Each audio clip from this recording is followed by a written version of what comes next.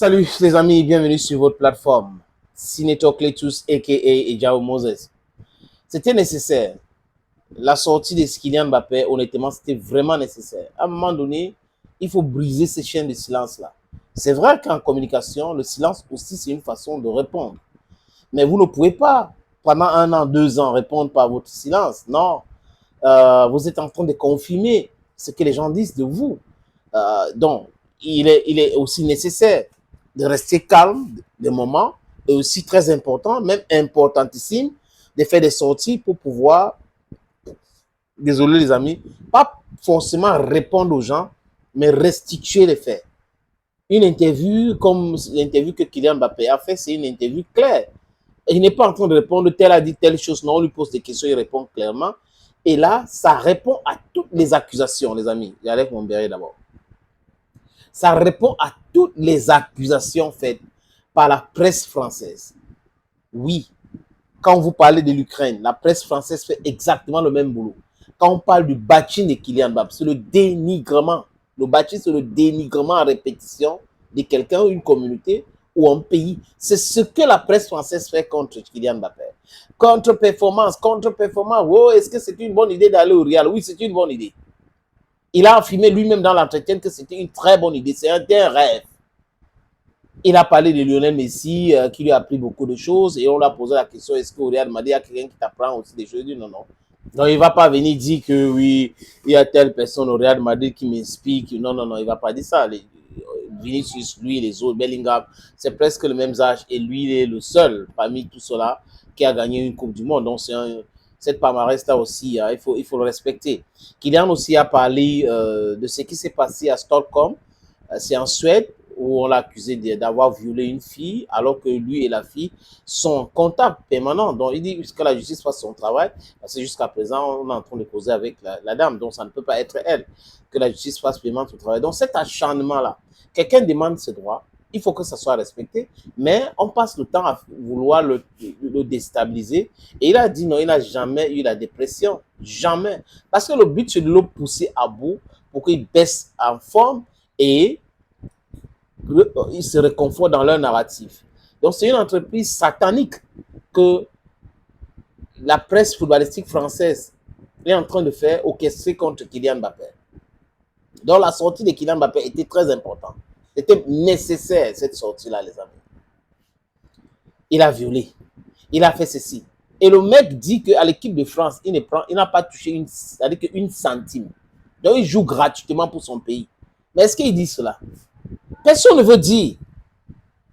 Il gagne les millions, il est millionnaire, il ne connaît pas le prix du pain, il n'est jamais allé acheter le pain. Et puis quoi? Il a acheté le pain. Mais il faut qu'il achète ça aujourd'hui pour faire plaisir à certains haineux, pour faire plaisir à ceux-là qui sont toujours en train d'attaquer ceux qui ont réussi ou sont en train de réussir leur vie. Voilà. Et qu'il a aussi dit quelque chose d'important aux jeunes, aux papas.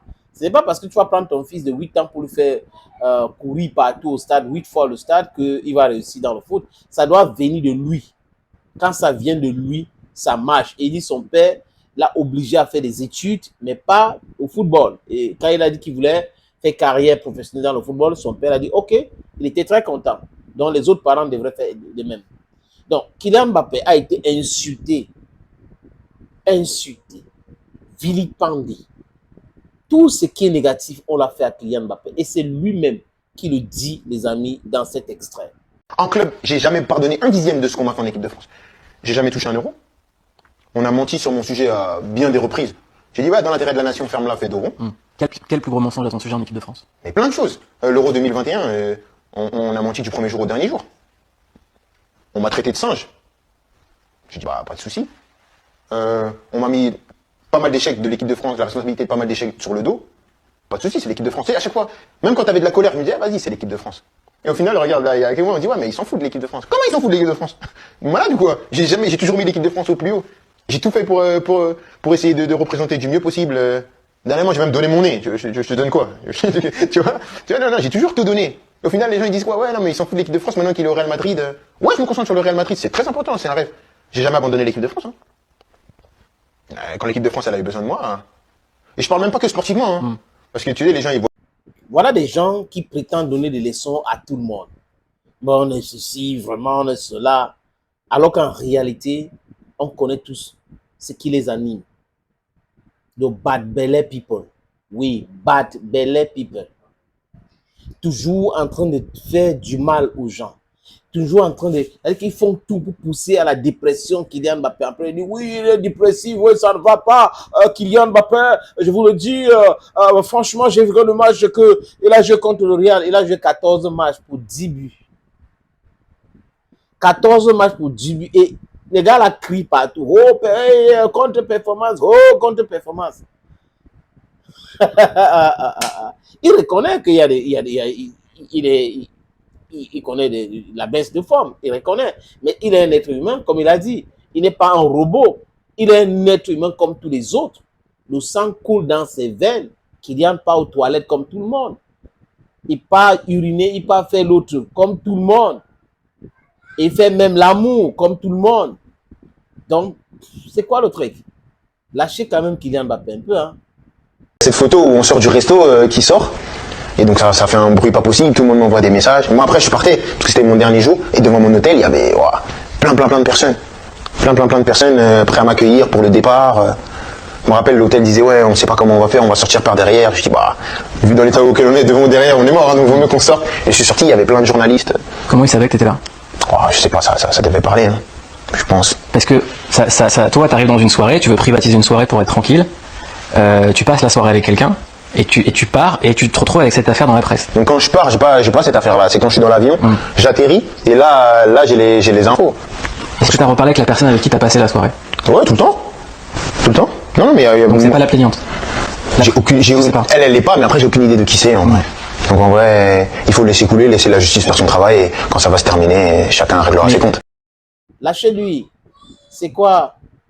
Il faut le lâcher. Presse française. Les amis, Kylian dit qu'il n'a pas violé quelqu'un. La presse française avait déjà dit qu'il avait violé. Donc la presse française s'est constituée quoi? Procureur, avocat et juge.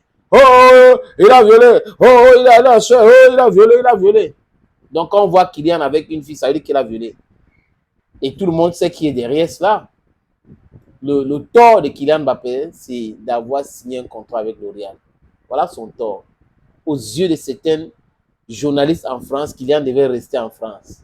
Oui, pour les faire plaisir, pour qu'ils gagnent beaucoup d'argent, oui, les droits de TV. Mais lui, et son intérêt, ça n'intéresse pas ce genre-là. C'est comme le cas du Cameroun, les amis. Aucun Eto'o dit que je ferme les robinets parce qu'il faut que les footballeurs vivent de leur art, ça devient un problème.